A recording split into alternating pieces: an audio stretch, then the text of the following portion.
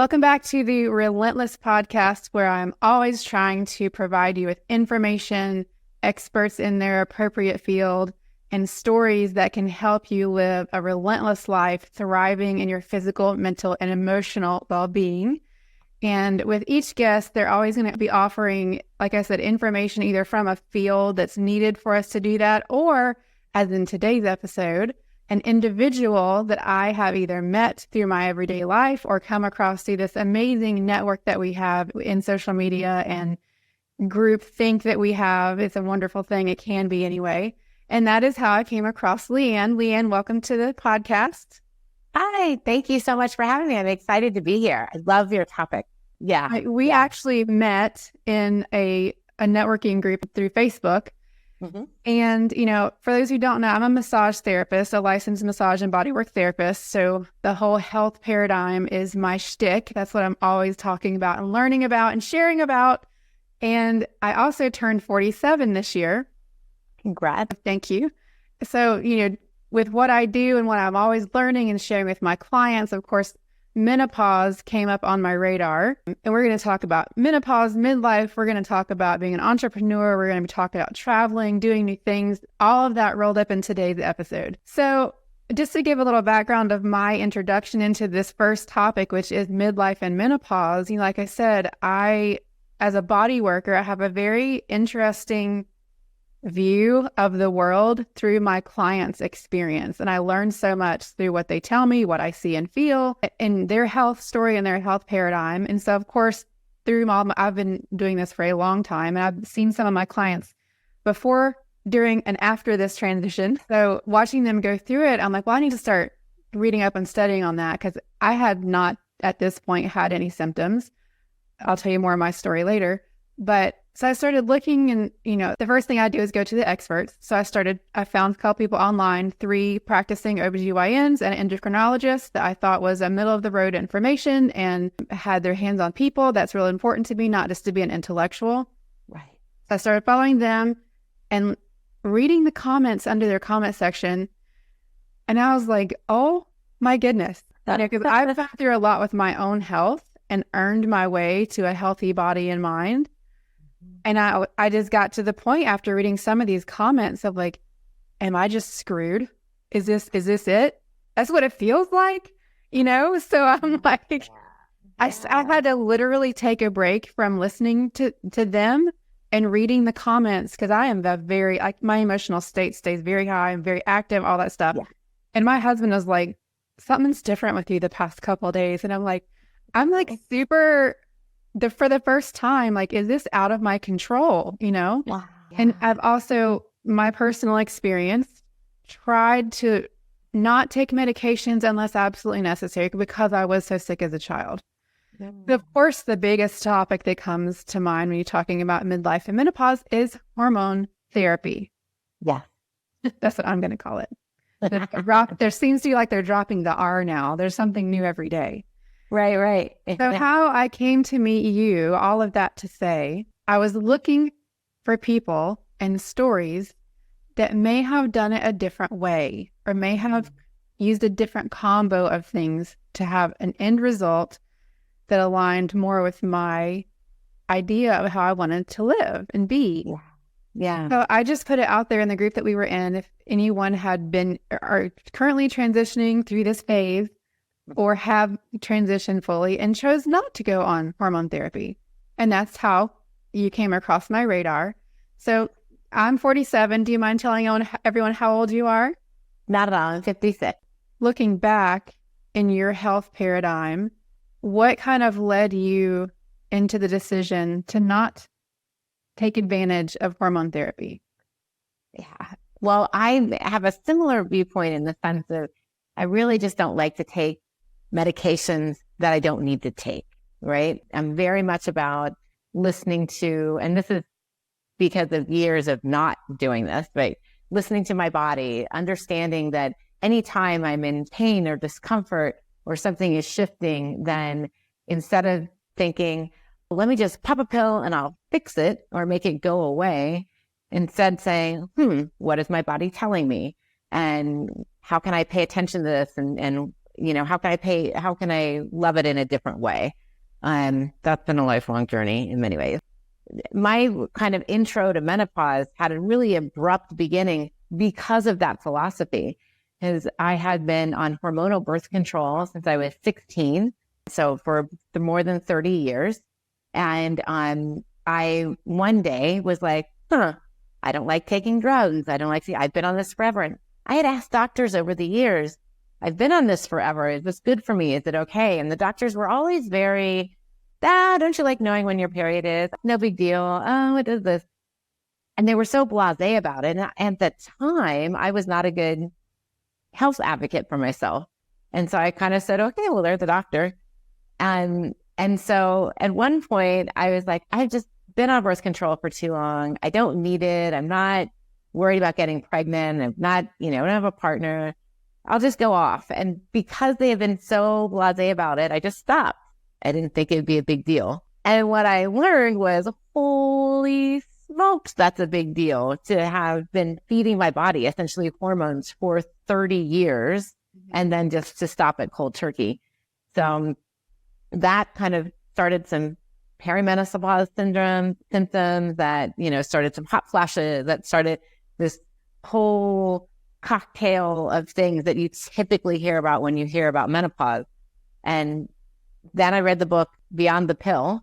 And I realized, oh my Lord, I didn't realize that what the pill was essentially doing and how it works and all those things. And so that started opening my eyes. And then I started talking to different doctors. And then I started really just paying attention to what was happening in my body. And on the advice of a good friend, I found a naturopath. And the naturopath was like, hey, why are you fighting your body?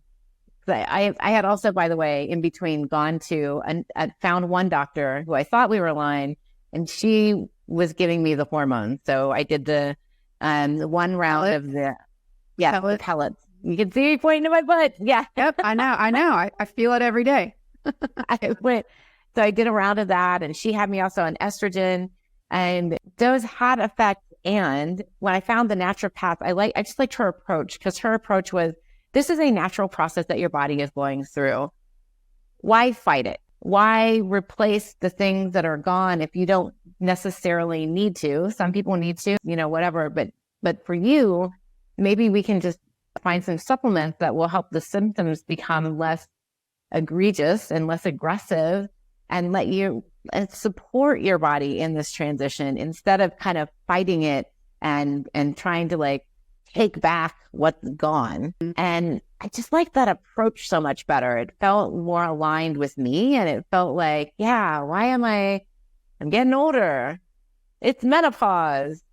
Doesn't have to be drama. In the comments and all you see, and it's funny because now I still see a lot of that. Oh, it's terrible. And you're just going to suffer. There's almost like two camps, right? There's the take a pill for everything so you don't have to feel anything. And then there's suck it up. You're just going to have to suffer. Right. And I'm like, why can't there be in everything, but especially in menopause, a sacred third that says, I might be uncomfortable, and let's figure out why I'm uncomfortable and figure out how I can help my body through this transition. 100%. And I agree. As with everything, somewhere in the middle of the road is probably the best place to be. Yeah. So a couple of questions from all of that. So you were started on birth control at 16. Yes. May I ask why? Oh, yeah. Well, I would say two main reasons. One, it was, and let's just acknowledge that this would have been in the 80s, right? 85-ish. Yep. To do my math. And at that time, if you were a teenage girl who had any desire to have sex, you got on the pill. It was not even a question. So it was that was me. Right. I was, discovering my sexuality and didn't want to worry about getting pregnant. And there we go. Yep.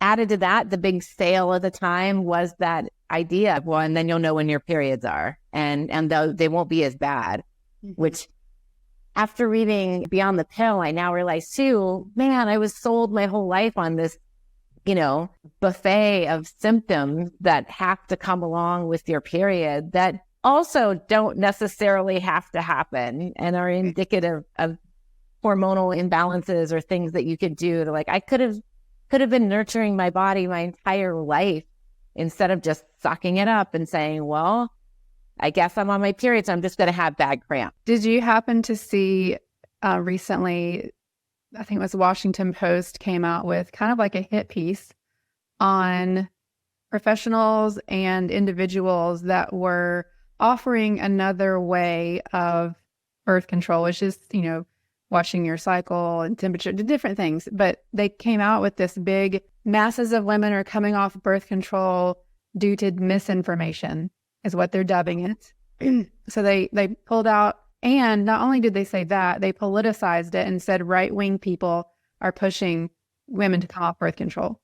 So they made it political, number one, and they offered up incorrect information by basically disqualifying people's experiences from having bad side effects on birth control. So it's a very disheartening, in my opinion, review of other people's experiences.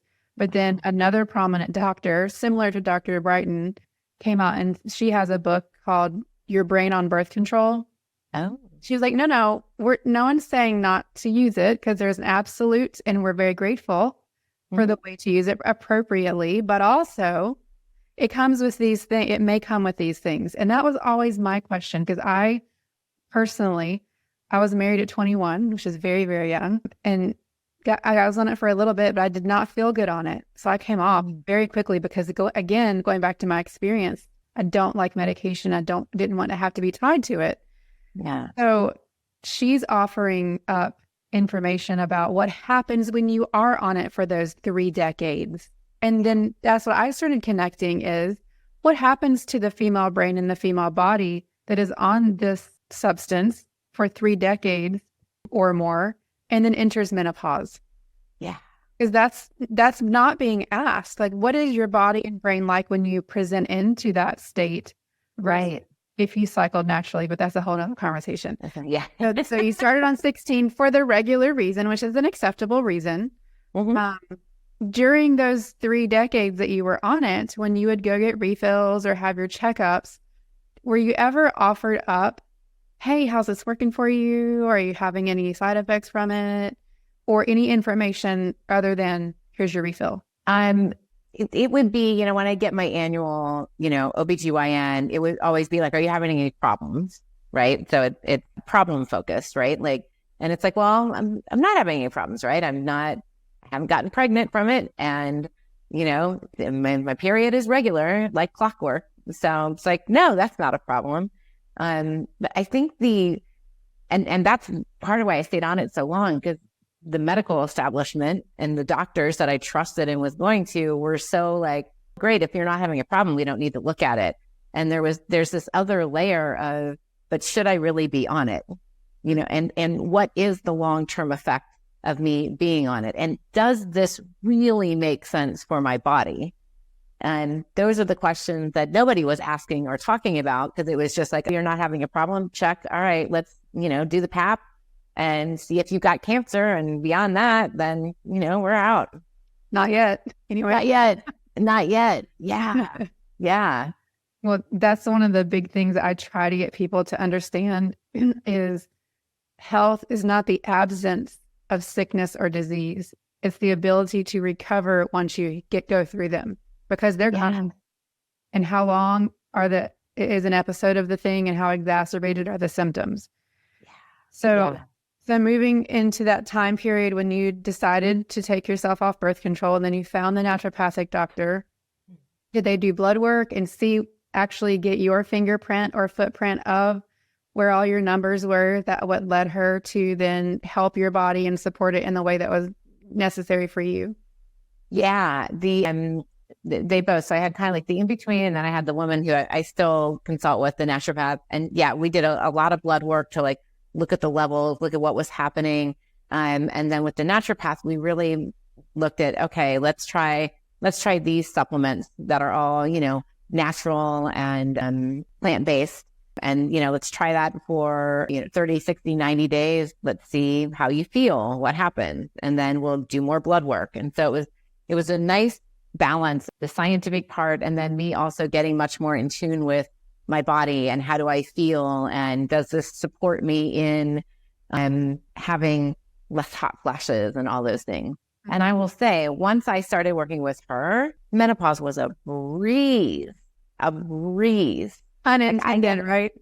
Yeah, that's right. That's right. I mean, and I still will get occasionally, I don't even call it a hot flash. I call it a hot flush. Yeah. It almost just feels like I'm blushing, and it's 30 seconds long, and it's fine, and it goes away. And it's like, okay, that was no big deal.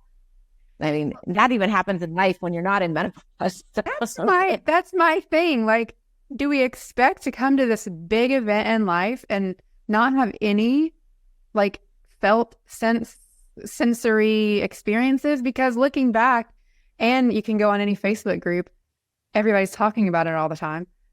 People have horrible issues, even on all of the things. I'm like, why are we expecting us now have lived and put in the miles, of life to not have anything that we feel uncomfortable with, So that speaks to a bigger issue, right? Of the, we don't want to be uncomfortable.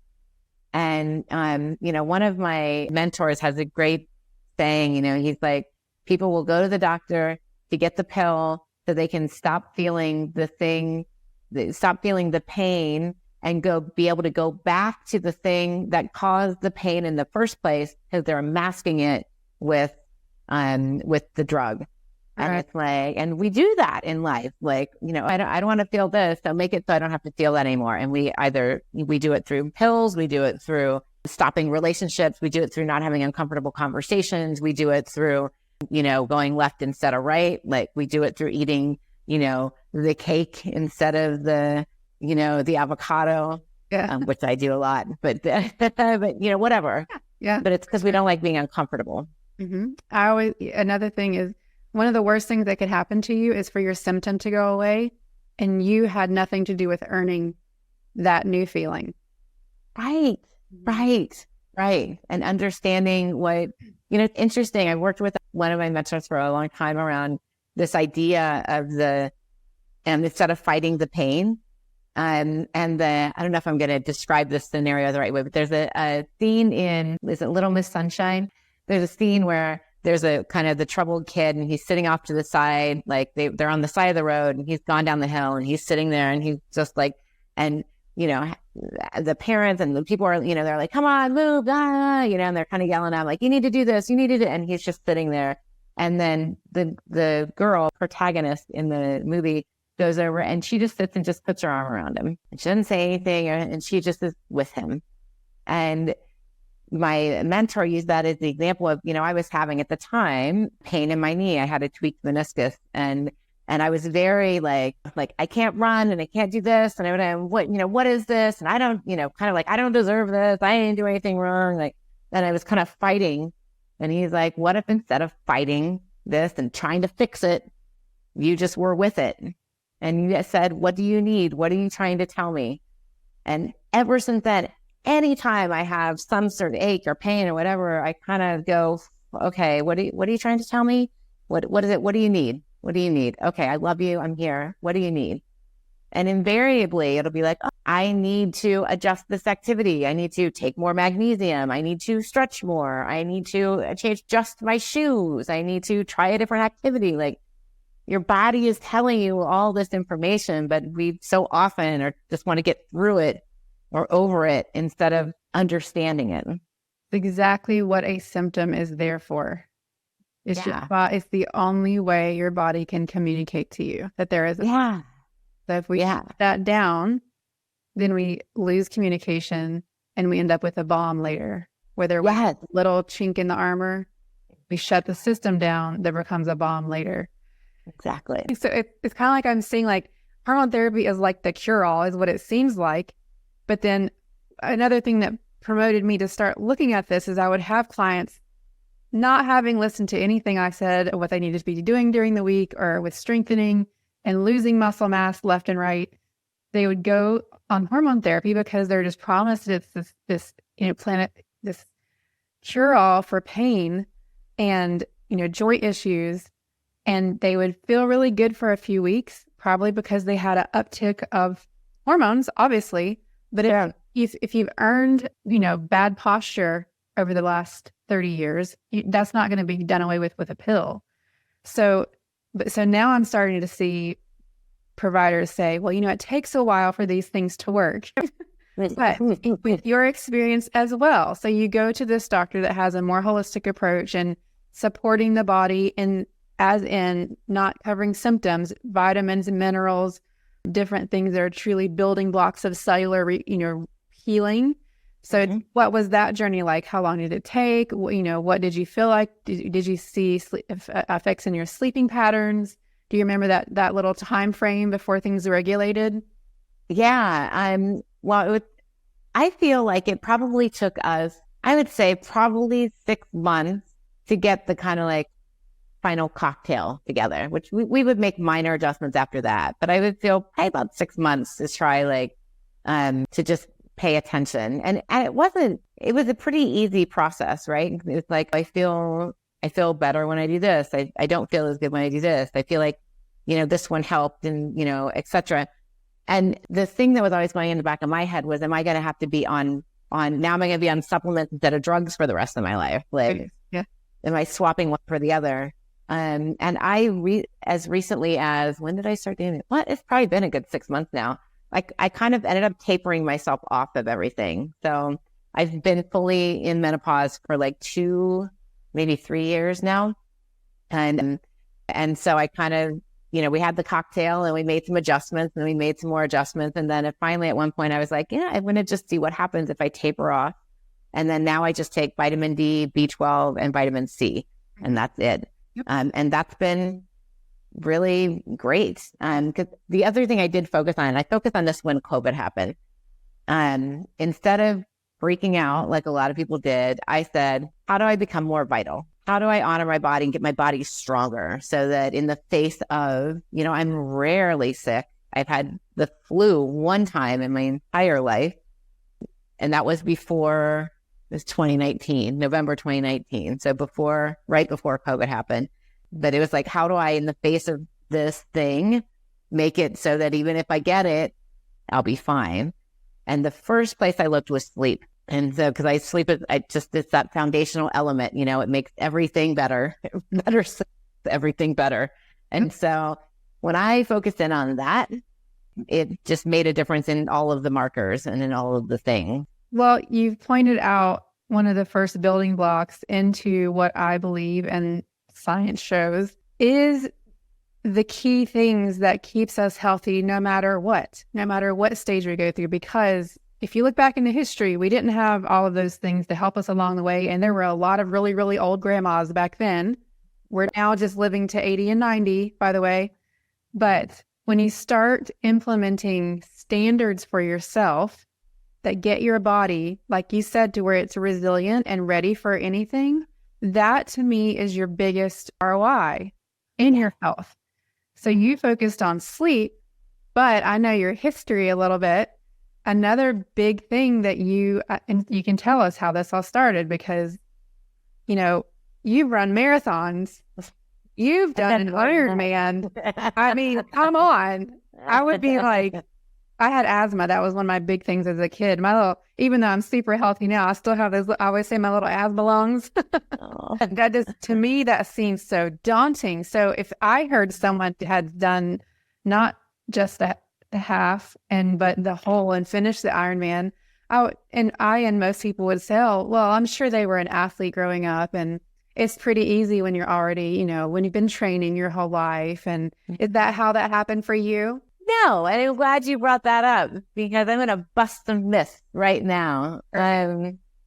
I was not athletic at all growing up. I had the opposite growing up. As a matter of fact, when I was 12, I somehow made it to the softball team in my community down in Portsmouth, Ohio, Southern Ohio.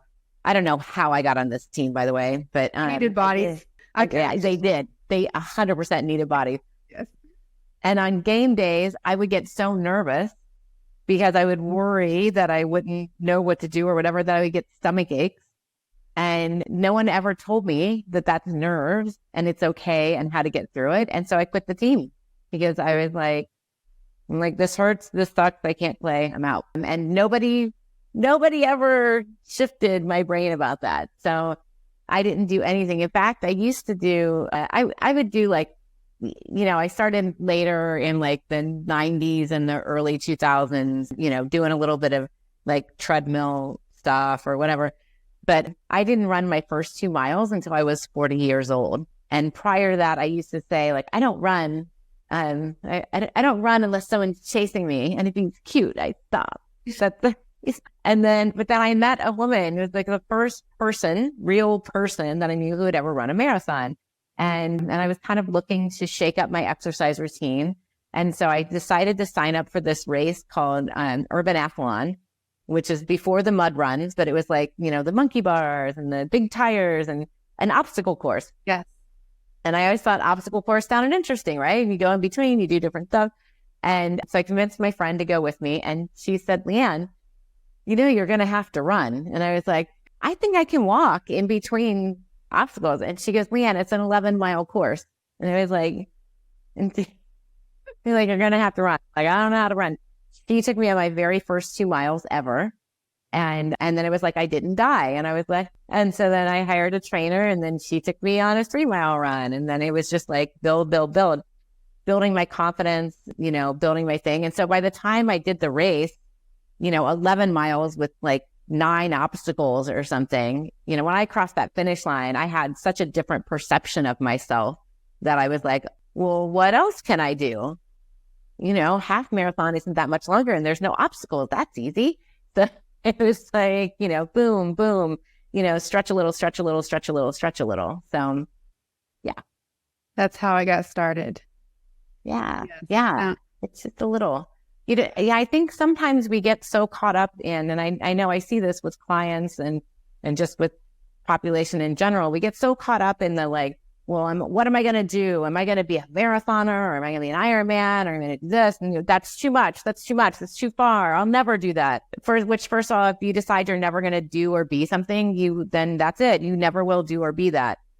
Mm-hmm. And you don't have to go all the way down the rabbit hole. You could just walk a block and then 2 blocks and then a mile. You could do a 5K. Then you could try a 10K. Then you can try, I started running. I increased the distance running. And then it was kind of like, why not try a triathlon? I'm like, well, I don't know how to swim, but I can learn. So, okay, I'll do a sprint triathlon. That was really fun. I'll do an Olympic triathlon. That was kind of cool. And I just kept kind of increasing by little bits, but I never, ever, I'm telling you, when I ran those first 2 miles, if you would have said, you're going to be an Ironman, I would have said, you are high. There is no way I'm ever going to do that. And then, I did. I got the tat. So what was the draw for you to the Ironman specifically?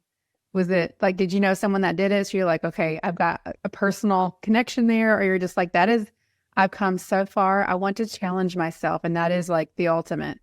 Yeah. And just in case people don't know what Ironman is, because not everybody knows, and it's not a movie, not just a movie. It's a long form triathlon.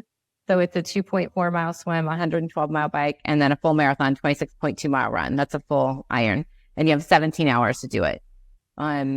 So it's interesting because when I started running, and before I had run a full marathon, when I was just in that kind of half marathon phase, I remember talking to a friend and she said, so are you going to do a marathon? And I was like, I'm like, I don't know, maybe thinking about it. And she's like, that's crazy. And I said, you want to hear something that's crazy? You ever heard of an Ironman? And I told her what it was. And I was like, that's stupid. Who would even try it? And then I did a triathlon and I did a little longer. And when I started hanging out with different people, because I started training for different sports. And then all of a sudden, I knew a bunch of people who had done a half Ironman. And that seemed a little crazy. So then I did the half Ironman. And then within that group of half Ironman people, a lot of them had done a full Ironman. So it was that I started meeting people who had actually done it, who were normal, and they weren't super athletes, and they were all age ranges and all abilities and slow and fast and all of that. And so it just started to become more possible.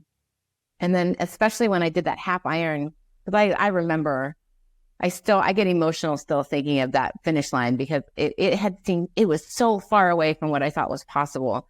And when I crossed that line, my next thought besides what was, what else am I telling myself is not possible? Where else am I limiting myself?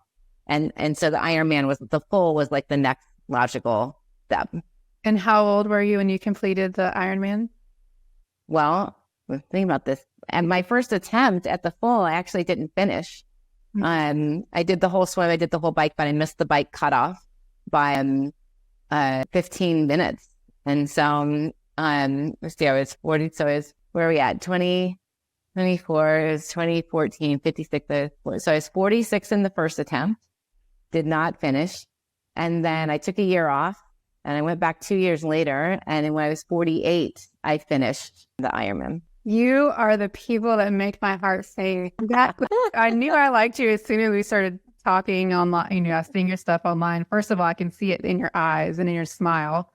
But this is exactly what I'm talking about. And like you said, with those people you started hanging around, they're no one special. They didn't come from a, line of people that would be doing these things and have they don't have the genetic gifts to do these things. No. Anybody can do it when you start small. And that's a huge takeaway and what I tell my clients all the time, I don't care where you are.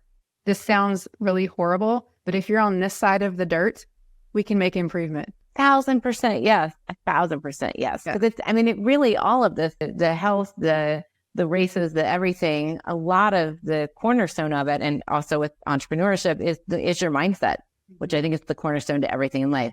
If you, there's that quote, I think it's attributed to Henry Ford, that whether you think you can or can't, you're right. And it's like, part of why I've been able to achieve these things and why I even created the work that I do now around living without regret is you have the choice. You can put the filter in and decide, I'm not athletic, I can't do it, I can't run. And I have, by the way, tried to run before, years before. I used to live in LA and I'd see people running out there all the time. The weather was always great and I'd go out and try and I would go way too fast and it would suck. And then I'd be like, I'm not doing this. So, I tried, but I finally had somebody show me that I could in fact do it, and just igniting that little bit of, well, you can do this. You can do this piece. Okay, I'll get comfortable by that. Okay, now I can do a little something different. But it's like you have to have a frame for yourself that I can do X so that you can get there. Because if you're saying you can't, or it's hard, or it's horrible, or it's never going to happen, or I'm not gifted, or I'm not all of this, then that's what you experience. Right. So you brought up two things so far that are important to remind everyone about. First of all, when you started going through this transition and this phase of life, that is wonderful and amazing because you have so much more freedom and money and everything because you're not doing all the other things you do when you're young. So first of all, you focused on your sleep, which to let everyone know that doesn't know, that's not one of my clients, when you sleep is the only time that the glymphatic system of the brain is working. The glymphatic system of the brain is what cleans out all of the things that will eventually give you Alzheimer's or brain or all those things. That's one of the many reasons why sleep is so important. So during this important phase of your life, you made the decision to make sleep a priority. You also made a decision to be conscious and purposefully pick the people that surrounded you and influenced the decisions that you made on a daily basis. Yes. And I'm sure you can look back and maybe they're not still around now, but with social media, we can stay connected always. But when you started going on that adventure of testing yourself and pushing yourself, I know you still have relationships from that time period. 100%. 100%. I actually this is an idea that I call CREW, which is who's around you. And it's one of the pillars of my no regrets formula. And I like to think of it as who got you here might not get you there. And so there's phases of life, right? There were phases of life when I didn't know anybody who was athletic. And then I met the one woman who had run the marathon, and she and I were friends to a certain extent. And then it was like, I got in this group that was triathletes, and I think I know people flow in and out of your life for the reasons, the seasons, the lifetime. Yeah. The whatever it is. And even if they're not doing the thing that you want to do, it's I believe crucially important to just look at whether they're enhancing or detracting from your life. Because, even the people who weren't triathletes, when I said, I'm going to try the Ironman, there were for sure people who were like, that's freaking crazy. And then there were other people that were like, wow, that's cool. How are you going to do that? Mm-hmm. Okay, well, LeeAnn, you do anything you set your mind to. I know you can do it. They didn't know how, but they could at least say, I know you can do it. Mm-hmm. And those are the people you want in your life. And it's not to say surround yourself with yes men who will never question what you're doing. But it is to say, make sure that people aren't going like, I don't know, you've never been athletic and that's really hard. I don't think you can do it. It is so key because that's what most people have, because misery loves company. 100%. And it's especially more difficult when that person is your spouse or a parent that you're caring for in the area, or a sibling. Yeah. Someone really close like that. So I can't stress enough, again, going back to how you cultivated this lived experience to where now you're the age you are and have the thriving life that you have. It's because of these decisions you made back in your 30s and early 40s. 100%. And I've also been very intentional about who is in that circle. And so, I'm blessed. I don't know if that's the right word for it, but, I'm not married. I don't have, parents who are in the picture and I know those are some common relationships that can tend to affect what we believe we can do. And there's adjustments that you can make within those relationships, and they can vary from, when I talk about this with my clients, the example I use is my sister-in-law. Bless her that she's never heard me speak, but she's a detractor in some areas. And I remember having a conversation with her one time, then I told her a business idea that I had and she laughed in my face. And it sounds horrible when I say it like that. And it was one of those moments where I was like, oh, right. We have very different views on life. I value freedom. She values stability. I value expression. She values, this. And so to her, a new business idea is crazy. How is it going to work? I'm always got the crazy ideas. I'm the entrepreneur. And so I immediately thought, with her, I'll just change what I talk with her about. So now I go to her and I say, I did a keynote last week and it was amazing. And people loved the stories and they can't wait and they did this. So I tell her what's already happened that has been successful instead of what might happen. Now, my entrepreneur friends love the what might happen because we ideate, I can help you with that. They get crazy on that. So it's that a simple adjustment has taken a lot of friction out of the relationship, because now I'm not putting myself in a potentially vulnerable position to be potentially shot down. And instead, we can talk about successes, which makes everybody happy. That is a lot of situational awareness, which I learned in a very interesting way. We'll get there. Yeah. So sleep, the people that you surround yourself with. And then another big part of your life has been journaling. You've been journaling for a long time, which is so interesting. Since I was 10, FYI. Yeah. Another huge step for people to take, especially if you're dealing with anxiety and things like that. Part of the big problem with that is when you have ideas or fears that aren't even real out in the ether, they're even more scary. But when you write things down, you're taking an intangible object and making it something real, so that you have to go back and, I can't believe I wrote that. That's not even true. Right. Really good way to check ourselves.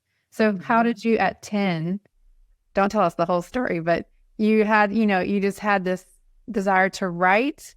Did someone tell you to journal? Did someone give you that prompt, or is that just that teenage girl thing that we all kind of do? I did it for 6 months because it was not my thing.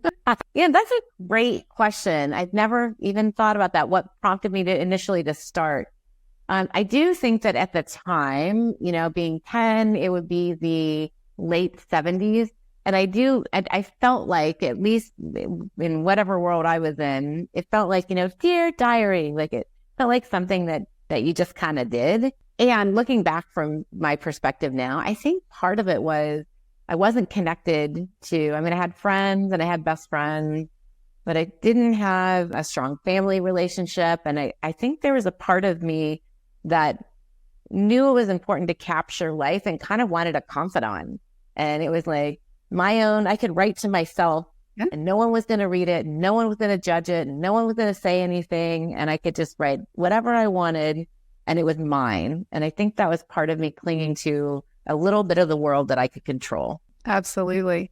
And you carry that on even till today.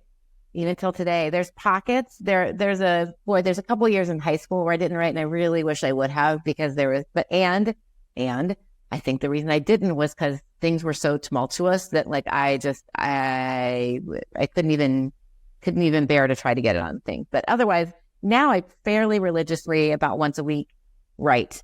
And I've got a container with, not container, a bookshelf with all my journals. There were 40 some years of life. So that's amazing. So we talked about sleep. We talked about making your physical health a priority. We talked about the journaling, and then you started exploring with meditation, and it didn't go well. It did not go well.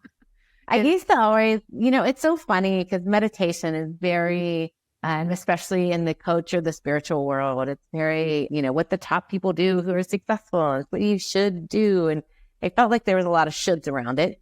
And a lot of like that I couldn't figure it out. I just didn't like it. Every time I tried it, I didn't like it. And then I was at a retreat with a friend who I really trusted, and he always meditated. And he did this little session and around kind of how to give it a try a little bit differently. Because I think what I had always, my perception of it and things I had read about had always been, you've got to clear your mind. You've got to not think about things, how you turn inward. And so I was fighting myself in it, because whenever I'd hear, the dog bark or whatever, I would be like, don't think about the dog barking. And then you're always thinking about the dog barking. And so he did this little and I also had a perception that you have to do it for, 20, 30 minutes a day. And I was like, I don't know that kind of time. So he made it simple. 10 minutes a day. Start with 10 minutes a day.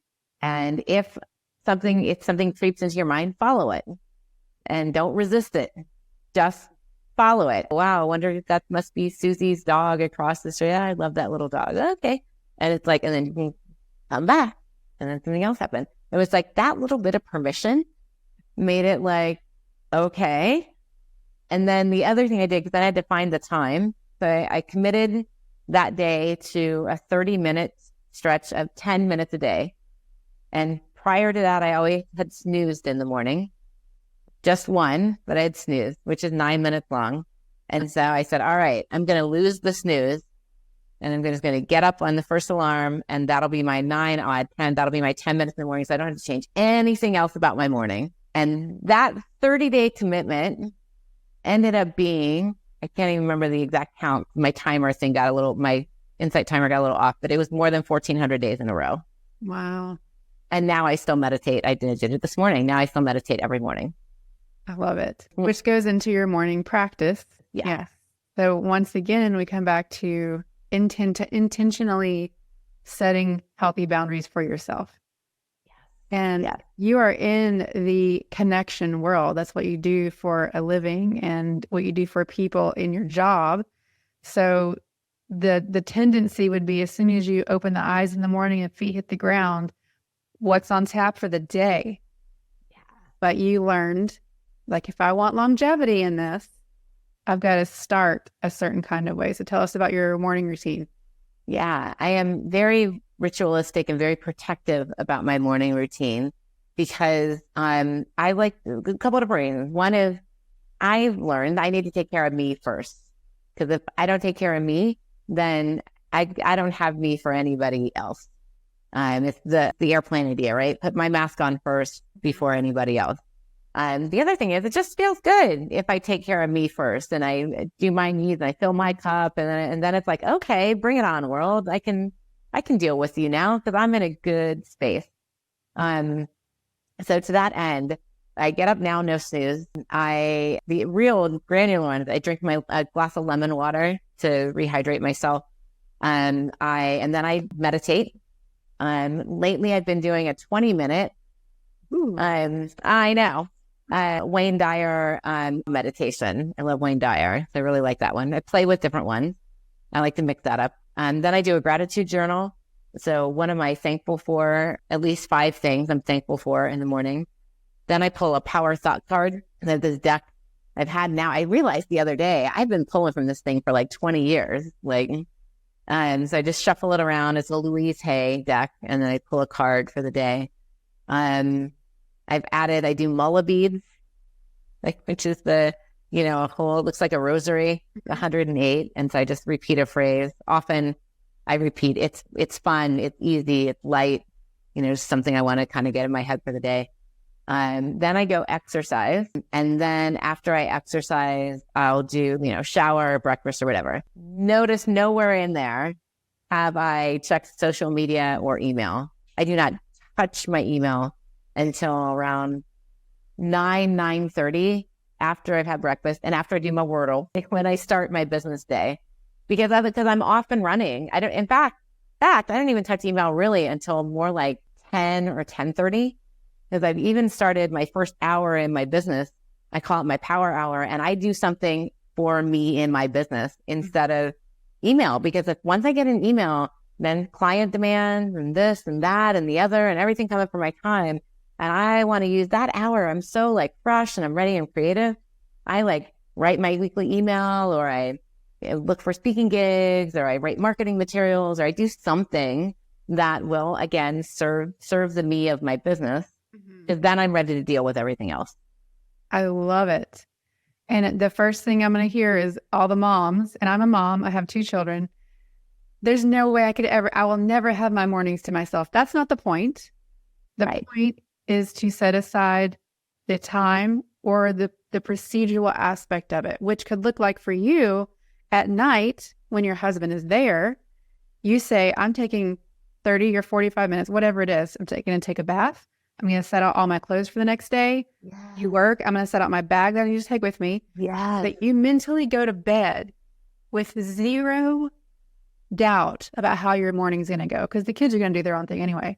But when you got to get the kids to practice or to school or to whatever, you have this, it brings this calm, overwhelming understanding that you have your ducks in a row. So it doesn't still look like what you just said. The point is having a thing to look like. Right. That's exactly it. And that's it. That's such a great point. I do have the luxury of, I don't have kids. I don't even have a husband. I don't have anyone else to be accountable to in the morning. So I've been able to craft this morning in a way that works with me. And it's a lot. And I started with a 10-minute meditation. I started with not checking my phone. Anybody can do that. Yeah, can do that. I'll just pause you right there, because I know people are thinking at how difficult it is to do all of this. Go on your phone right now, pull up the little ticker on your phone that shows you how long you've been online for the past week and what your Netflix hour watch time is. Don't tell me you don't have time. So yes. Sidebar. Yes, I love it. Well, and I also I don't have, I changed my phone home screen. Doesn't have anything with any notifications except that I need to do the iOS, but that's different. The second has all red dots. A little bit, but I have all the message things into one thing, and most of them are set to not have a red dot. This is my text is the only one that really has that. So that I don't look at this and go because you're human. Because your human capacity is someone needs me, someone needs something. But again, you're putting healthy boundaries around the 24 hours a day that you get. Yeah. Which is how you are able to have the outflow of work capacity that you have with intact your mental and emotional well-being. 100%. It has to be a game plan. This does not happen per chance or because you want it to, or because you're really well intended, or because this is your dream. There has to be a roadmap. Yeah. And honestly, the triathlon training had a major impact on me for that, because, especially when you get into those longer distances like Ironman, that's really nine workouts a week. You're doing each of the 3 disciplines 3 times a week. And so that becomes it's a lot. And so what I would do is every night, the night before, okay, what am I doing tomorrow? Tomorrow I'm swimming. Okay, let's get the bag with the goggles and the thing. And I write the workout a certain way and think about how long do I need to get to the pool? And, do I need to put a little bar, fill the water bottle? But like it's out so that in the morning, there's no crazy, where is this? Do I need to shoot? I'm swimming. I'm not biking. Like I don't have any of that decision craziness and everything's right there. So it's also not like, well, I'm a little tired and then I don't know if I feel like, man, I got to gather that. And I got to, no. I'm going to get up and I know what's happening. And that makes the morning also run a lot more smoothly. Totally agree. I do the same exact thing. I get my workout clothes folded and with my shoes, everything put in the same spot. And when I wake up, if I do have that feeling like I really could sleep in today, and I'm like, but I went through all that work to put my stuff out. I can't renege on myself. Yeah. Like the war that we have with our own little don't say you deserve to sleep in. You had a really hard week. Yeah.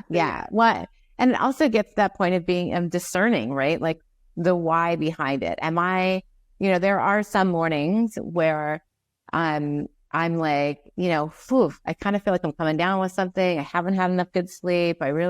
My body is tired and my body really needs to sleep for another hour. Okay. In that case, I'm not going to go work out. But if it's just like my bed. We know the difference.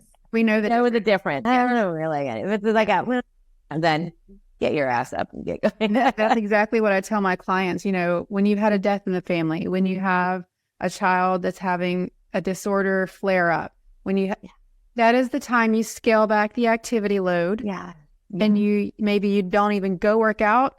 You run around your neighborhood cul-de-sac 5 times that day. That's it. Yeah. The ability to adjust and move, but you still have the process that you follow, and you don't lose that process even through those hard times. Again, it's how we get the outcome that you are experiencing. Yes. The only way. Yeah. So to reiterate, it's like we've covered the bases of all the things that you have to do to accomplish longevity and vitality by addressing each part of the mental, emotional, and physical parts of our body, because that's what's so left out, especially if we're just pushing down symptoms to get through the day. Yes. So addressing, having a routine, having a system, having a roadmap that you hold yourself accountable to is how you can make change in your health, in your mental acuity, and your emotional state. And you're such a great example of that. I mean, I'm always going to go back to, she's done an Ironman, but even if you haven't done an Ironman, you can accomplish so many great things with leftover energy and full emotional capacity by having these things in place. 100%. Like you mentioned before already that, you're in business to help people connect and to help people take their businesses to the next level. So again, like with the fitness thing, my assumption was, since you did an Ironman, that you grew up as an athlete, you had athletic parents, being a successful entrepreneur. I'm sure that you it's really lucky that you had an example of entrepreneurs and successful people in business to help lead and guide you into being a successful entrepreneur, right? No, I didn't. I mean, I had like Jim Rohn and Brian Tracy and like all of those people, but I didn't know. I'm the first entrepreneur in my family. I didn't know any entrepreneurs when I started. I knew one. Let me take that back. I knew one when I started my first business years ago. But I changed the circle of who I was running around with. When I get curious about things, and then I think, okay, well, who do I know that's done something I'm considering doing? So I can talk with them about their experience. And, usually you can find somebody that's in the area or knows somebody. And then I read books, and then now you can go on YouTube or whatever. There's so much information. I used to have to go library, old school, man. Like, walk through the stacks and grab something. But it's just the getting clearer. This is actually really part of my no regrets formula. And the whole reason I created my formula was because I realized I have done all these things. Barely passed high school to top 20% of my law school class. not running, finishing an Ironman, no theater background. Last year I launched a one-woman show. Like, no entrepreneur background. This is my second business. Like, and so there's a formula that I follow whenever I want to do something different. And the cornerstone of the formula is I never want to look back and say, what if I would have tried that? I don't want to have that sense of maybe I could have done it. And there's a lot of things that I tried that I did not do well. And there'll be a lot more. And it's kind of like, well, okay, now I know. And there's a lot of things that I would have never thought that I would try, that I did try, that I actually liked, that turned into bigger things like Ironman. And so it's like, how can I avail myself of these opportunities and step into different roles and different ways of being that end up really lighting up my life? Mm-hmm. So take us back to the track, because you just said that you were in the legal field. So how did you go from high school not going so well to going into the legal profession? I remember in high school thinking that I might not even go to college. My grades in the second half of high school were really bad and the whole rabbit hole story I won't go down, but a lot of responsibility at home and kind of acting as the female head of household, cooking and cleaning and doing all these things. And I had this awakening one day and realized that nobody else was planning meals when they were a sophomore in high school, and I kind of rebelled. And I started drinking a lot and partying. And so that's what made my grades go way down. And then at one point I thought, I don't know if I'm even going to go to college. Like, I don't have the money. I grew up poor and my grades aren't good. And thankfully there was this professor who saw my aptitude and said, you can't not go to college. Find a way to go to college. It's going to give you so much more, A, B, C, D, E. Okay. So I go to college. I'm like, all right. I have a pretty good experience in college. And then I took this law school class. Again, law school, not on my radar. I took this law class that I had to. It was a requirement for my journalism degree. And the professor was a local attorney, and he and I just connected, and we would walk out of class every day. And one day he said, are you going to go to law school? And I was like, no. Why would I go to law school? Why? I go, I don't have money and I don't want to take out more loans, and I don't think I'm smart enough for law school. And he was like, you are 100% smart enough for law school. So he saw something in me that I didn't see in myself. And he was like, famous last word, don't worry about the money. You'll get loans. Yeah, Part of it. Yeah, I know. But that little, every now and then someone just waters a little seed in me. And so that made me go like, oh. And then I was kind of like, wow, like I do really well advocating for people, right? Like, I figured out this, and then I teach other people how to do that. And I thought, wow, well, the lawyer is kind of an advocacy role. And maybe I could be good at it. So I did the LSAT and got into law school, and there we went. What was your first job or did you get a job in the industry right away from after you graduated from law school? Oh yeah, I had this great job as an associate at a boutique litigation firm, and it was great. I mean, by all standards, it was a great job. And it made me realize that I didn't want to practice law. Well, it made me realize I didn't like the area in which I practiced. Mm-hmm. I was doing product liability defense litigation for auto manufacturers. Woo! Shiny. Yeah. And so I thought, seatbelts and airbags. It's interesting. But I thought, well, if I did entertainment law, then I'm passionate about music, and I'd love that. And that could help the world be a better place. So if I did that, I would like practicing. So I literally packed up I lived in Columbus, Ohio at the time. I moved to LA to pursue entertainment law, and then promptly realized that, it took a year, realized I didn't like practicing law at all. It wasn't the practice, it was the actual practice of law, not the area. And then I got into sales and marketing, and it kind of started this whole other trajectory. And when you started that trajectory, when you started that change, was there, because of, this little journey you've been on, and we'll get even more into your childhood, at that time when you decided, this isn't for me, was there a struggle on the inside? Did you feel guilty for having put all that time and money into law school? How did you feel like turning the knob to a different decision? Yeah, it's such a great question. I think since I did it in layers, it made it more palatable, mm-hmm. right? So I think if I would have gone from not practicing law or practicing law to the sales marketing, that would have felt a little too jolting, mm-hmm. and I would have wondered.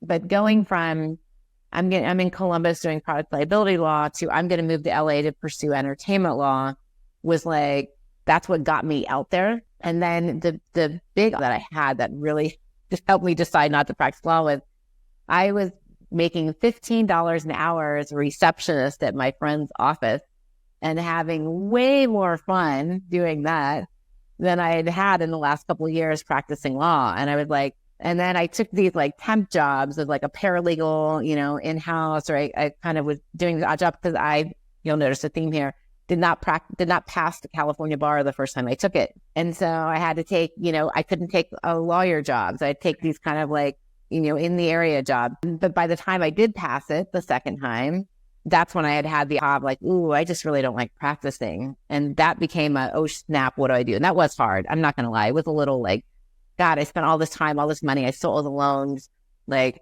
I had, this is actually part of my no regrets formula is to commit to yourself first. And what I realized when I kind of took a step back and said, well, why did I move? Why did I make this move? I made this move because I wanted my work to be meaningful. I wanted to love who I was working with. I wanted to love the work that I was doing in the world. And if I can take all of those factors and just apply it in a different career, that's cool because those are the factors that are really important to me.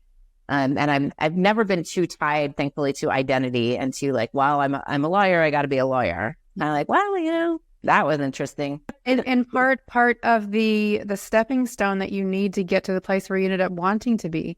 And that's going back to the word you used earlier was discerning, just having discernment to say, this formula I have that's been working isn't working, but how can I take the same energy and the analogy of like a ship steer, if you tilt that thing a tiny bit in a different direction, you'll end up somewhere vastly different, but you still have the engine running. That's the goal. 100%. The point people need to remember is where you may be right now, it may be like, this is not what I wanted, what I planned for. The point is not to stay there. 100%. Well, and to, it's really interesting. I just now got this. I didn't pass the bar the first time. If I would have passed the California bar the first time, I guarantee I would have taken a job practicing law 100% because I was running out of money. I was, and it was what you do. I'm a lawyer. I practice law. I've had all this time and all this. Not practicing gave me more time to not practice and to study and to do again. No one will hire you as a lawyer in California because the passage rate is so low. They won't hire you until you actually pass the bar. Mm-hmm. And so that extra 6 months let me do more self-reflection, realize them, and kind of it shook me out a little bit of the path that I thought was ahead of me. And that, it turned out, was the biggest gift ever. Even though at that time, Lord, I was pissed about that. Like, it felt very unfair and very annoying. And it's hilarious because by the time I did pass, I was like, yeah, I guess I don't need it. Which is a reminder of how quickly that can change, like how devastating can be in a situation. And I can look back over my life and see many situations like that. For example, my husband and I went through 2008 together and we were both self-employed. It was a horrible year. We had 2 little kids. Oh, wow. Horrible. But it pushed me out of the career I was in into the one I'm in now, because I went back to my original compass on the inside of myself. Being a sick child, I thought I wanted to be a nurse. Ended up like, I don't want to be managing symptoms. I want to be on the other side of healthcare. Yeah. Never figured that out because I got married young, had my kids. And so when it happened, I went back to, all right, what is it I want to do? Yeah. I want to help people get well. I want to help. Yeah. So that's so often the inertia that we need doesn't even come from within us. It's a horrible circumstance outside of ourselves. It could be a relationship that falls apart. In 2 years, it could be the best thing that ever happened to you. 100%. And that's why what I've learned now is that when things don't happen, I didn't finish Ironman the first time. Mm-hmm. I can't tell you how upsetting that was. And one of the best things that ever happened to me, because going back and doing it with that, there's a whole other experience. But my point of bringing that up again too is that now when things happen that I don't like or that seem negative or that, fill in the blank, I say, okay, what's here for me? Yeah. What's here for me? Yeah. What am I being shown? What can I learn from this? And look, I also don't bypass, and I'm not suggesting that at all, right? That if like I get disappointed and I go, okay, no worries. I know it's all going to work out for the best. No, I go into feeling. I get pissed. I yell. I have a damn it doll. I went, A full expression of your experience. Yeah. I feel the emotion and let it run through me. Because so often, especially as women, we get taught not to do negative emotion. Don't feel anger. Don't feel like, just focus on the positive. Then it's like, no, let it out. Because otherwise you get aches and pains and cancer and I'm not saying you get all those things because you deserve them or whatever. I'm just saying a lot of it is stored emotion that we're not letting ourselves express. And so if you can let yourself express it and then on the other side say, okay, what's here for me now? If you ever want to know that connection that you just described, Gabor Mate is great at explaining it. When you suppress yourself, when you suppress your emotions, you suppress your nervous system, you suppress your immune function. That is how those things are created. And over decades of doing that, that is how you end up with, and we're going to talk about this in a few minutes, of why your experience is different. So you were in the law, you were in the legal world, and then you started making a shift. And how in the world did you end up in, so you went to sales and marketing, and then the next kind of adventure in your life was teaching people how to properly communicate via email. Yes, there were a few stops in between that, but we can go right to there. Like, I started doing the email marketing in this current business. I started in 2011. 13 years ago. And it didn't initially start as email, but it morphed into email because what would happen is I actually originally started as a busy girl's guide to running. Because I thought, I had started running when I was 40 and maybe there's other women who want to run. They don't want to be athletes, but I'm going to open up the possibilities for that. So like motivational coach for women runners. And I would go market it. And then people would come up and say, oh yeah, I went on your website and I see how you've got that little email sign up thing. Can you help me do that? And I go, sure. Okay. And within a year, I organically had all these business and marketing clients and no running clients. No running clients. So I was like, okay, universe, what do I care about? I care about helping people. I care about having CNU. This will be the vehicle. Sure. Yep. So what iteration of the thing is the one that fits? Yes. And I feel like that's really the key to entrepreneurship is that, to really almost everything in life, but really entrepreneurship is that there's that, my coach calls it equanimity, right? Having the goal. I'm going to create a business. I'm going to do this. I'm going to help people with X, Y, Z, and being really connected to that so that you're moving and driving the car and you're going and being simultaneously open to the fact that other things might come along.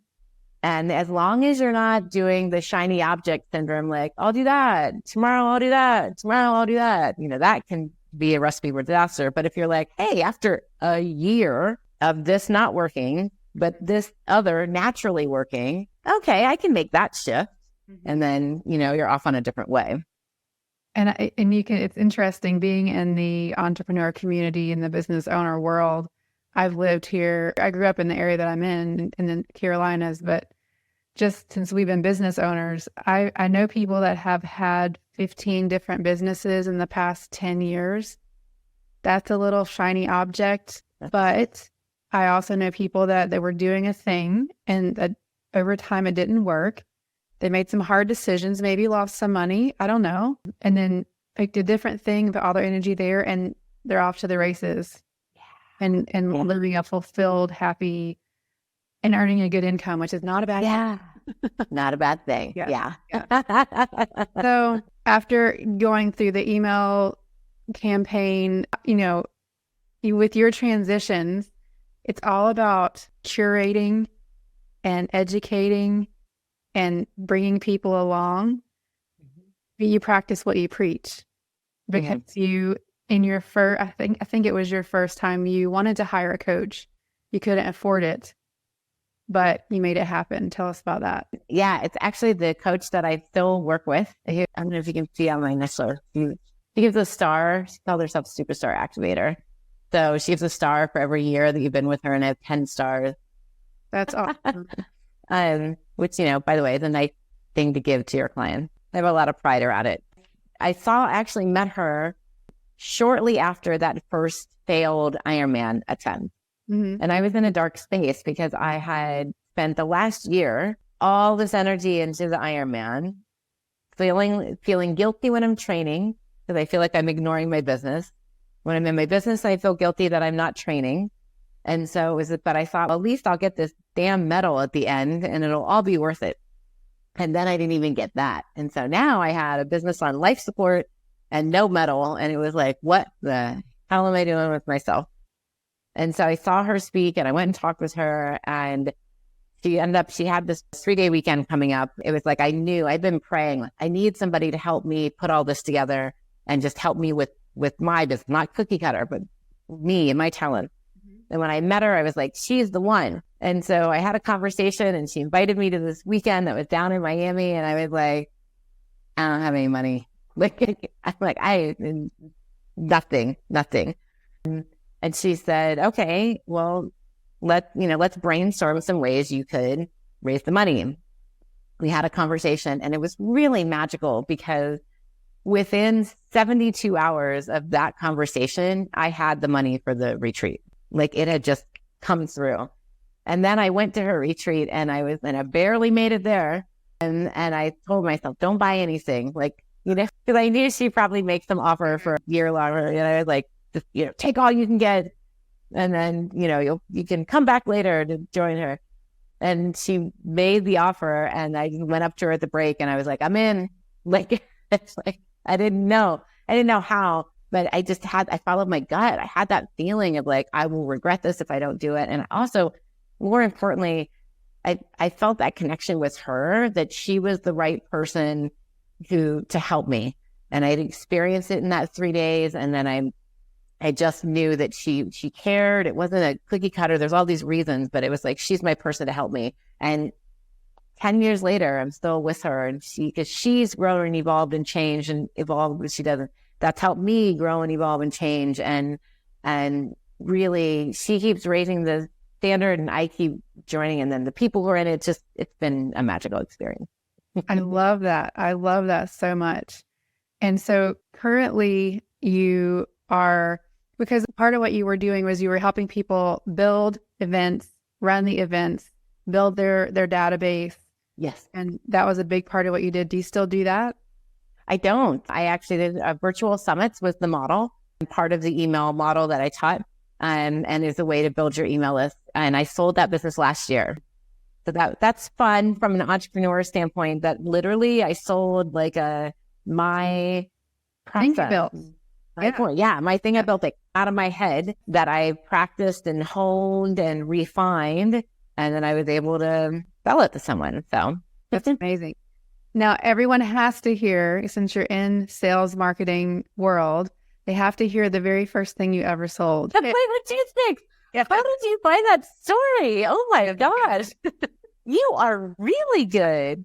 That's the first thing that popped in my head. And I'm like, there's no way she found out. She's like, yes, I had this business, old school, right? I was in elementary school.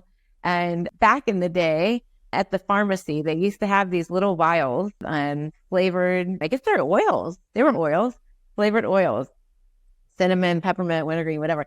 So I took them and I would soak the toothpicks in them, and then I would sell them for a penny a piece, or I think it was like 10 for 5 cents. I don't know, I had a little package deal. I would soak, I wrap them in tinfoil, and then I would sell them on the bus. I did not save it, which is such a bummer, because I remember making a little brochure. Like, I love it. And then I got shut down by the man because apparently they didn't like me giving out scarf objects. That's cool. Which is a shocking amount of, what I want to say, not authority, but, we were wild back then. Like, right. You're going to pick that thing? Right. Of all, you got lawn darts we're throwing at each other, chemicals being sprayed on us and things, and my toothpicks are what we're gonna. I love that. I love that story. It's so sweet and leads us into, what as a child, because that's not a common thing that children do, is try to figure out how to make a little money. What was the precursor that drove you to try to figure out how to make some extra money? What was your childhood like at that time? No one's ever asked me that question either.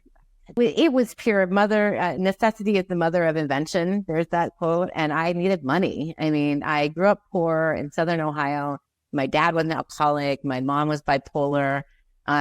We just didn't have things. And I think that was my young little way, before I could even babysit or do any of the other things that could earn you money. Mm-hmm. That was my way of like, I need to make some cash. So, but I feel for that girl selling for a penny a piece. Right? Yes. One of my friends and colleagues here in Charlotte has a book called But Your Mother Loves You. And the title was based around her mother also had some mental health issues. And she grew up with the struggle of everyone around her trying to say, I know she's doing those things to you, but your mother loves you. So she grew up with this really scathing a concept of what love looked like. Wow. Can you tell us a little bit about what it was like growing up in a home that you grew up in with an alcoholic father and a bipolar mother for that child? Yeah. Well, it's interesting. I made a whole show about it. Mm-hmm. I mean, because the other layer on there is that when I was 4, my brother, I have 3 older brothers, and they're 10, 12, and 14 years older than me. And so when I was 4, the middle brother, Danny, when he was 12, well, he's 10 and 12. Anyway, he was 12, I was 4, and he got killed in a car accident. And so this is 1973. And so, we didn't do therapy. We were a poor family in Southern Ohio. Nobody did therapy then anyway. And so everybody had to turn inward to deal with their wound and what that meant. And I now realize it took me 50 years to figure this out, though, that had a massive impact on me, because it was like he was my protector. He was the one who really paid the most attention to me. And when he was gone and everybody had to sort things out, my parents also divorced when I was 3, and we were all with my dad. And so I really had to take on that I got to raise myself, and I've got to, my needs, I need to be the one that figures out how to meet them. Because my dad was a functional alcoholic. So, he wasn't, he didn't lose a job, but there was never money for things. It was always very tight, but always money for beer. I realized later, always money for that. And my mom, we went with my dad when they divorced. And so she was this kind of almost non-entity in my life. I only saw her once or twice a year when we would go visit. They lived in Indiana. We lived in Ohio. When I went, I didn't know who I would get. She was bipolar. And so it's like one time it would be like, oh my God, Leah, it's so great. Hug and kiss, tell me a hug. And then the next time it would be like, hi. And she'd sit in the corner and not look at me. So it's like with her, I didn't know what I was going to get. With my dad, I didn't know what I was going to get. He's drinking. So is he going to be angry? Is he going to ignore me? Is he going to pick a fight? And so I did a lot of, now I look at it, managing my situation and figuring out how to not to ruffle feathers, not to stand out too much in many ways. And then also I just got to take care of myself. So I'll sell the toothpicks. I'll make the money. From the time that I could babysit, I babysat, I had a paper route.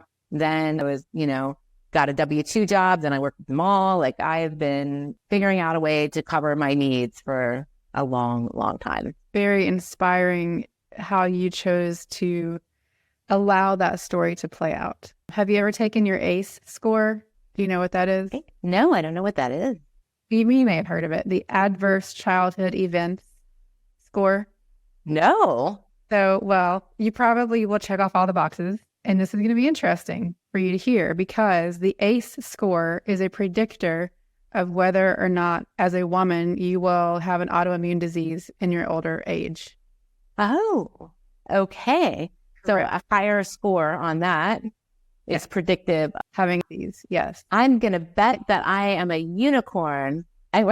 You may check all the boxes because we haven't heard your whole story. But Right.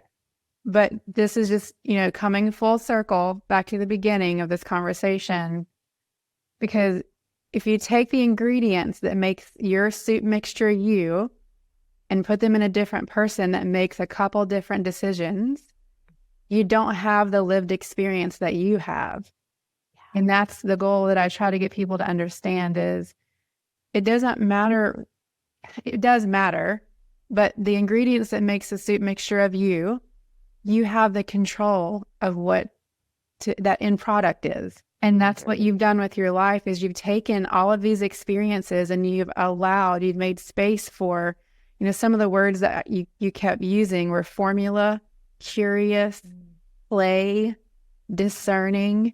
Those words are what gave you a different end result than other people have because as a body worker, it's interesting. We think that our story is so unique to us. But in reality, there's so many people in the world. There's a lot of people that have very, very similar stories. And often in this one about 6 month time frame, I had 2 clients that you could have thought they were sisters. They're almost the exact same body type. They both were overweight, about 60 to 80 pounds. They both had 4 kids. They were in troubled marriages. It was really, really, that's what I'm saying, really odd. They all do very, very similar things. And their treatment protocols, I was very similar in how I approached their treatment protocols. One took all the advice that I gave them and recommendations and referrals, because I refer out all the time to different practitioners and professionals. She took it and ran with it. And within 2 months, she was a different person. Wow. The other person, she just wanted to come in for the body work, and that was all she was going to do. Yep. So at the end of those 6 months, her story was the same, if not worse. Yeah. Yeah. So with your story coming around to where you are today, and I'm sure you're going to write a book one day. Yes, I got a few books in me. I did a show first. I mean, you had to take it on the road first. Yeah, amazing. I feel like we could do a whole another hour and a half. We've gone way too long already. I know. Yeah, so no, it's fine for me. But I mean, to be able to take your mindset to a place where you just took yourself on a journey and not let it keep you in the same place.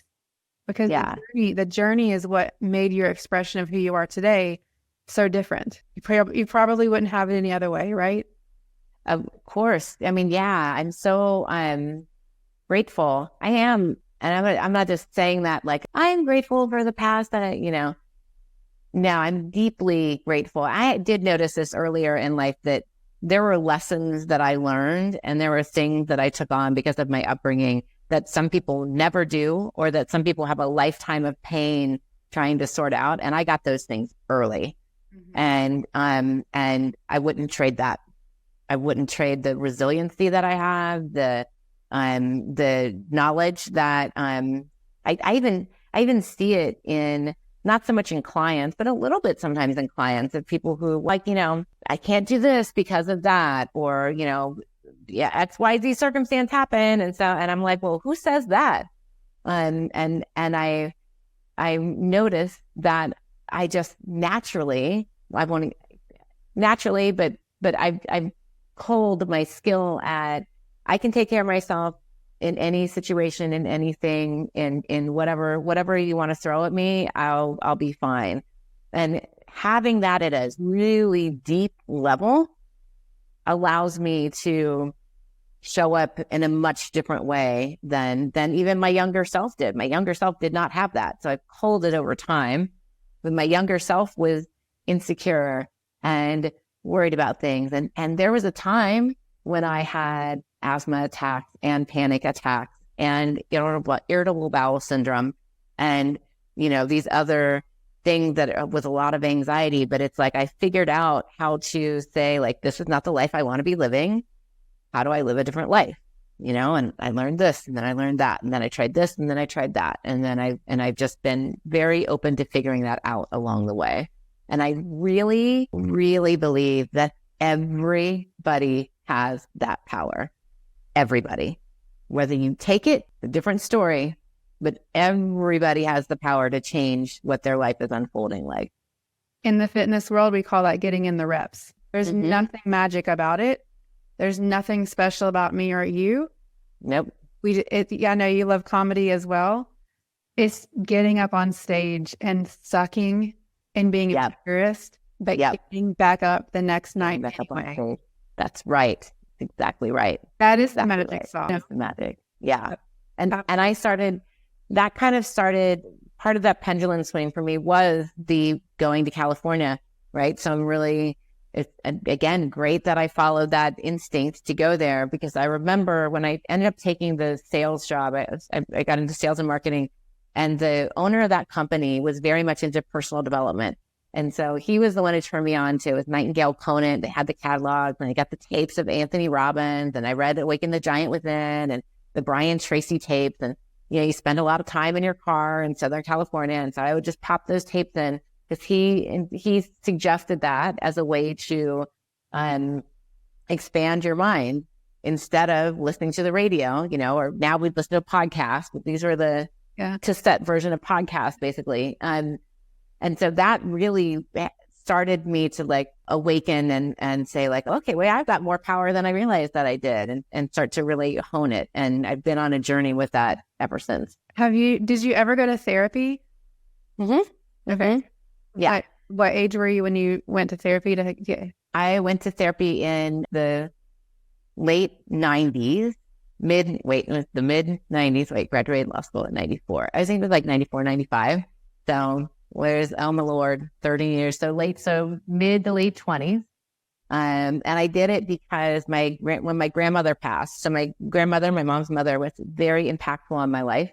And she was the one who, you know, we would go see her once or twice a year. When we go visit, we'd stay with her instead of my mom, since my mom was bipolar and kind of had her issues. Grandmother had like this very neat house. She had a full fridge. She had money for all necessities.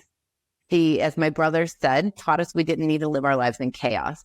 And so going to her and being in her space and her energy was just so different from the world that I was living. And there was a part of me that kind of latched onto that. Like there's another possibility. way. Yeah. There's another way. In which I think that's really important, because when you're growing up and when you're younger, you don't know that your way is not the only way. And so I saw that glimmer, and then, and that helped me kind of hold on to that. So when she died, it threw me, because she was such a connection to a different way of being.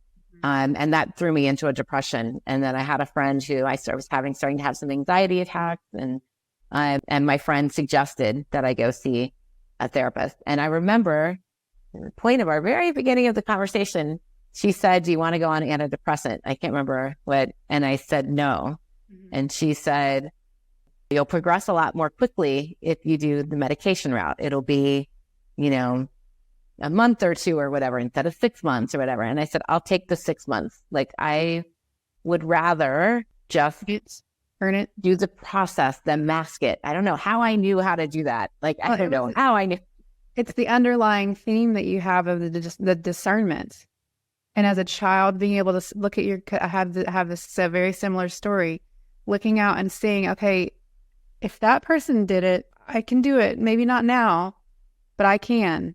Yeah. So being able to have that discernment and have the self-control to know, like, I can't change my circumstance right now, but when I get to be the one making the decisions and I get to be the one choosing what path I take, that's how you have the outcome that you've had. Yeah. With no regrets. With no regrets. Yeah. Tell us about what you're doing now with everybody and helping them build a life of no regrets. Yeah. So my whole work is, I call the No Regrets Formula, which is a 6-pillar process. And it's the one that, like I said, when I kind of look back over my life, read all the journals, I realized there's a process that I'm following that I've been able to codify. And so I help women, mostly women. I work with men too, but mostly women who are over 45, who are kind of in that space of life where they're like, okay, I put a lot of time into my family, my career, my this, my that, my the other. And now they're going like, is this really the life that I want to lead. Am I doing this because I want to, or am I doing this because my spouse thinks I should? My mother Or my thinks church I should. thinks I should. My church thinks I should.